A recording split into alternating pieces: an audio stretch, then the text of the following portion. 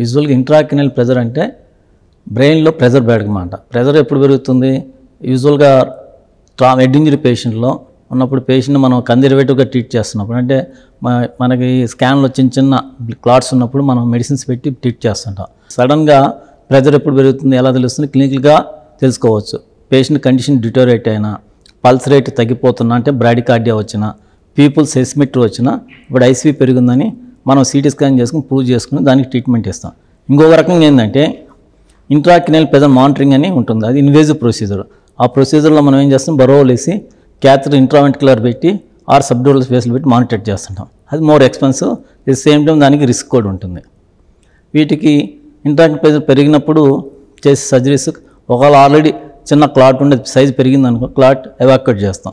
చేసిందా ఇంకొక టైంలో పేషెంట్కి డిఫ్యూజ్ యాక్సిజన్ ఉంది, ఆ పేషెంట్ సడన్గా రైజ్ అయితే వాడు డీకంప్రెస్ కెనటమీ చేయాల్సి వస్తుంది.